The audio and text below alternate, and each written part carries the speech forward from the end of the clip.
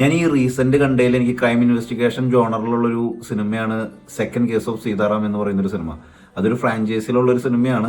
2021 അതിൻ്റെതായ first part Sitaram Bijoy case number 18 എന്ന് പറയുന്നൊരു സിനിമ ഇറങ്ങിയതാണ്. അതിൽ സീതാറാം എന്ന് പറയുന്നൊരു പോലീസ് ഓഫീസറിന്റെ ഡേ ലൈഫിൽ അദ്ദേഹം ഫേസ് ചെയ്യുന്ന കുറേ ഇഷ്യൂസിനെയാണ് ഒരു സിനിമയിൽ കൂടെ നല്ല ഭംഗിയായിട്ട് കാണിച്ചേക്കുന്നത്.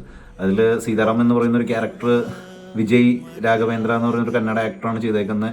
വളരെ ഭംഗിയായിട്ടാണ് അദ്ദേഹം ആ ക്യാരക്ടർ, കാരണം ഒരു ഇൻവെസ്റ്റിഗേഷൻ ഓഫീസർ എങ്ങനെയാവണം, അല്ലെങ്കിൽ അദ്ദേഹത്തിൻ്റെ ബോഡി ലാംഗ്വേജ്, അല്ലെങ്കിൽ ആ ഒരു സ്റ്റൈല്, ആ ഒരു ഇൻവെസ്റ്റിഗേഷൻ്റെ ഒരു മാനസിക സമ്മർദ്ദം, അല്ലെങ്കിൽ ആ ഒരു കേസിലോട്ട് പോകുന്ന ആ ഒരു ലീഡ്, ഇതെല്ലാം ഏറ്റവും ഭംഗിയായിട്ടാണ് നമുക്ക് സിനിമയിൽ കാണാൻ സാധിക്കുന്നത്.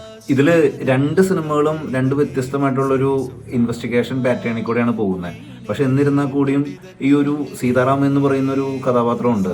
വിജയ് രാഘവേന്ദ്ര ചെയ്ത അദ്ദേഹത്തിന്റെ ആ ഒരു ക്യാരക്ടർ രണ്ടിലും വ്യത്യസ്തമായിട്ട് നല്ലൊരു സിൻസിയർ ആയിട്ടുള്ളൊരു പോലീസ് ഓഫീസർ അദ്ദേഹത്തിന്റെ കേസ് അന്വേഷണങ്ങളുമായിട്ട് നല്ല രീതിയിൽ തന്നെയാണ് കേസുമായി മുന്നോട്ട് പോകുന്നത്. പിന്നെ ഇതിൽ എനിക്ക് ഏറ്റവും ഇഷ്ടപ്പെട്ടൊരു കാര്യം എന്ന് പറഞ്ഞാൽ, ഇങ്ങനെ ഓവർ ആയിട്ടുള്ളൊരു ആക്ഷൻ എലമെന്റ്സോ അല്ലെങ്കിൽ ഒരു ഓവർ ഡയലോഗ്സോ അങ്ങനെ ഒന്നുമില്ല.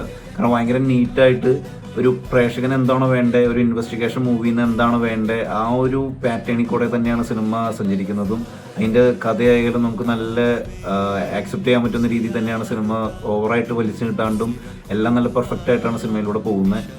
അതുപോലെ തന്നെ സിനിമയുടെ ടെക്നിക്കൽ സൈഡ് പറയുകയാണെങ്കിൽ സിനിമയുടെ കഥയ്ക്കനുസരിച്ച് പോകുന്നൊരു സിനിമോട്ടോഗ്രാഫിയാണ് നമുക്ക് കാണാൻ സാധിക്കുന്നത്. അതുപോലെ തന്നെ അതിൻ്റെ ബാക്ക്ഗ്രൗണ്ട് സ്കോർ ആയാലും ഭയങ്കര ഇൻട്രസ്റ്റിംഗ് ആയിട്ട് നമുക്ക് ഓരോ ട്വിസ്റ്റും എന്താ പറയുക, പ്രേക്ഷകനെ ഭയങ്കരമായിട്ട് ആകാംക്ഷയിൽ നിർത്തുന്ന രീതിയിൽ തന്നെയാണ് അവർ ആ കഥ ട്വിസ്റ്റ് ചെയ്ത് കൊണ്ടുപോകുന്നത്. അതെല്ലാം വളരെ രസകരമായിട്ട് ചെയ്തിട്ടുണ്ട്. ഈ ഒരു സിനിമ ആമസോൺ പ്രൈമിൽ അവൈലബിൾ ആണ്. കാരണം ഇൻവെസ്റ്റിഗേഷൻ സ്റ്റോറീസിനെ ഇഷ്ടപ്പെടുന്നവർക്ക് ഇതൊരു മസ്റ്റ് വാച്ചബിൾ മൂവിയാണ്. കാരണം ഇതിൽ ആ ഒരു ക്രൈമുമായി ബന്ധപ്പെട്ട് നടക്കുന്ന ആ ഒരു അന്വേഷണങ്ങളും എല്ലാം വളരെ നമുക്ക് ആക്സെപ്റ്റ് ചെയ്യാൻ പറ്റുന്ന രീതിയിൽ തന്നെയാണ്. കാരണം ഒരു പോലീസ് ഉദ്യോഗസ്ഥന്റെ യാത്രകൾ, അദ്ദേഹം നടത്തുന്ന അല്ലെങ്കിൽ ആൾ ഫേസ് ചെയ്യുന്ന കുറേ ചലഞ്ചസ്, ഇതൊക്കെ നല്ല ഭംഗിയായിട്ടാണ് സിനിമയിൽ യൂട്ടിലൈസ് ചെയ്യുന്നത്. അതുപോലെ തന്നെ സംവിധായകനെ കുറിച്ച് എടുത്തു പറയുകയാണെങ്കിൽ, സംവിധായകൻ ദേവി ഷെട്ടി പ്രസാദ്,